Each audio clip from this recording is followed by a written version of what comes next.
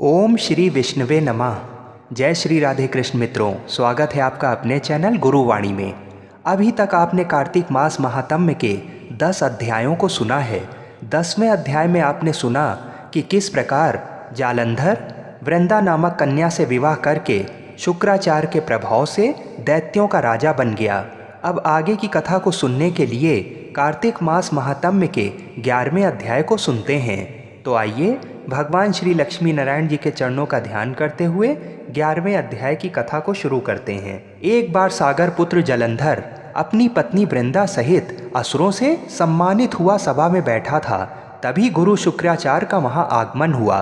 उनके तेज से सभी दिशाएं प्रकाशित हो गईं। गुरु शुक्राचार्य को आता देखकर सागर पुत्र जलंधर ने असुरों सहित उठकर बड़े आदर से उन्हें प्रणाम किया।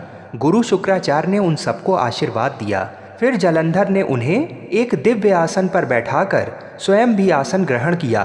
फिर सागर पुत्र जलंधर ने उनसे विनम्रतापूर्वक पूछा, हे गुरुजी, आप हमें यह बताने की कृपा करें कि राहु का सिर किसने काटा था। इस पर दैत्य गुरु शुक्राचार्य ने विरोचन पुत्र हिरण्यकश्यपु और उसके धर्मात्मा पौत्र का परिचय देकर देवताओं और असुरों द्वारा समुद्र मंथन की कथा संक्षेप में सुनाते हुए बताया कि जब समुद्र से अमृत निकला तो उस समय देव रूप बनाकर राहु भी पीने बैठ गया।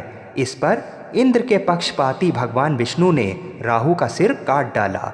अपने गुरु के मुंह से इस प्रकार के वचन सुनकर जलंधर के क्रोध की सीमा ना रही।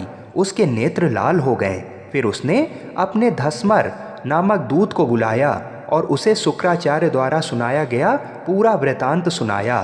तत्पश्चात उसने धस्मर को आज्ञा दी कि तुम शीघ्र ही इंद्रपुरी में जाकर इंद्र को मेरी शरण में लाओ। धस्मर जलंधर का बहुत आज्ञाकारी एवं निपुण दूत था।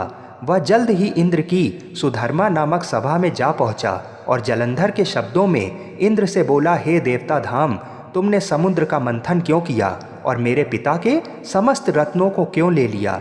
ऐसा करके तुमने अच्छा नहीं किया। यदि तू अपना भला चाहता है तो उन सब रत्नों एवं देवताओं सहित मेरी शरण में आ जा, अन्यथा मैं तेरे राज्य का ध्वंस कर दूंगा।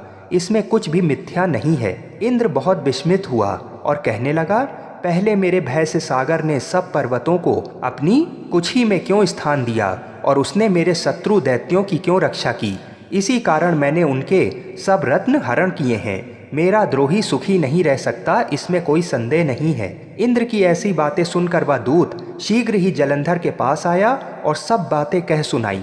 उसके सुनते ही वह दैत्य मारे क्रोध के अपने होठ फड़फड़ाने लगा और देवताओं पर विजय प्राप्त करने के लिए उद्योग आरंभ किया। फिर तो सब दिशाओं पाताल से करोड़ों करोड़ों दैत्य उसके पास आने लगे। शुंभ निशुंभ आदि करोड़ों सेनापतियों के साथ जलंधर इंद्र से युद्ध करने लगा। शीघ्र ही इंद्र के नंदन वन में उसने अपनी सेना उतार दी। वीरों की शंख ध्वनि और गर्जना से इंद्रपुरी गूंज उठी। अमरावती छोड़ देवता उससे युद्ध करने चले। भयानक मारकाट हुई। असुरों के गुरु शुक्राचार्य अपनी मृत संजीवनी विद्या से और देवताओं के गुरु बृहस्पति द्रोणागिरी से औषधि लाकर सबको जीवित करने लगे। इस पर जलंधर ने क्रुद्ध होकर कहा कि मेरे हाथ से मरे हुए देवता जी कैसे जाते हैं? जिलाने वाली औषधि तो केवल शुक्राचार्य के पास है। इस पर शुक्राचार्य ने देव गुरु द्वारा द्रोणाचार्य से औषधि लाकर देवताओं को जियाने की बात कह दी। ये सुनकर जलंधर और भी कुपित हो गया। फिर शुक्राचार्य जी ने कहा, यदि शक्ति हो तो द्रोणागिरी को उखाड़कर समुद्र में फेंक दो, तब मेरे कथन की सत्यता प्रमाणित हो जाएगी। इस पर जलंधर ने कुपित होकर जल्द ही द्रोणागिरी पर्वत के पास पहुंचा और अपनी भुजाओं से पकड़कर द्रोणागिरी पर्वत को उखाड़कर समुद्र में फेंक दिया। ये तो भगवान शंकर का तेज था, इसमें जलंधर की कोई विचित्रता नहीं थी। तत्पश्चात ये सागर पुत्र युद्ध भूमि में आकर बड़े तीव्र गति से देवताओं का संहार करने लगा। जब द्रोणाचार्य जी औषधि लेने गए तो द्रोणाचल को उखड़ा हुआ शून्य पाया।